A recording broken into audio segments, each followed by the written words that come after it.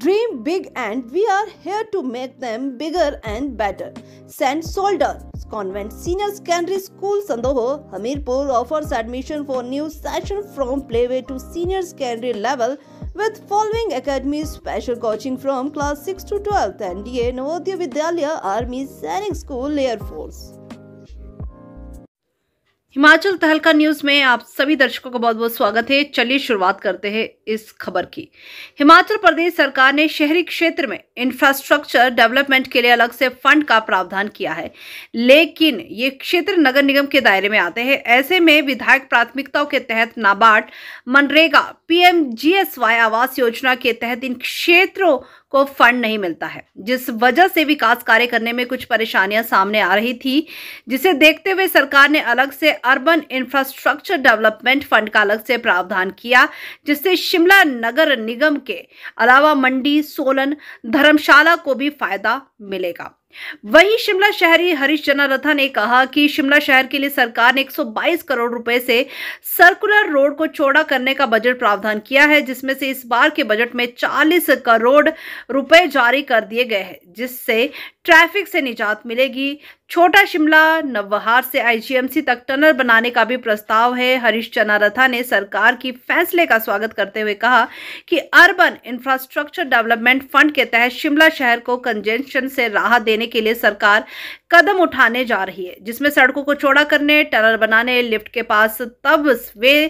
Subway निर्माण, lower बाजार की ओवरहेड तारों को अंडरग्राउंड करने सहित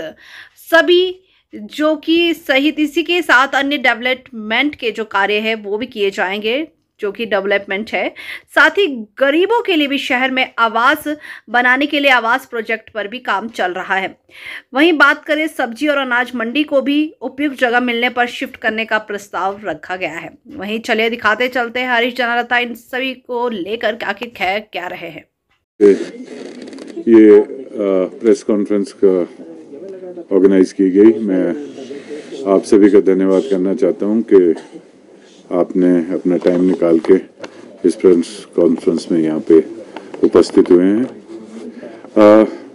आज का जो मेन मुद्दा इस प्रेस कॉन्फ्रेंस का रखने का है वो ये है कि मैं धन्यवाद करना चाहता हूँ माननीय मुख्यमंत्री महोदय का, ठाकुर सुखविंदर सिंह सुक्खू जी का, कि जो उन्होंने इस बजट में शिमला शहर के लिए कई योजनाएं दी है और एक महत्वपूर्ण डिसीजन लिया है, जिसके लिए पिछले 1 साल से हमारी आपस में डिस्कशन चली थी और फाइनली उसको एक बजट में अनाउंस करने से एक रूपरेखा मिली है। वो एक फंडिंग सिस्टम था जहाँ की सभी कॉन्स्टिट्यूंसी को लगभग 4 या 5 कॉन्स्टिट्यूंसी को छोड़ के सभी कॉन्स्टिट्यूंसी में एक हमारे नाबार्ड के थ्रू काफ़ी फंड्स आते थे और प्रधानमंत्री ग्रामीण सड़क योजना के थ्रू और मनरेगा के थ्रू, प्रधानमंत्री आवास योजना के थ्रू, ये सारी फंडिंग मैक्सिमम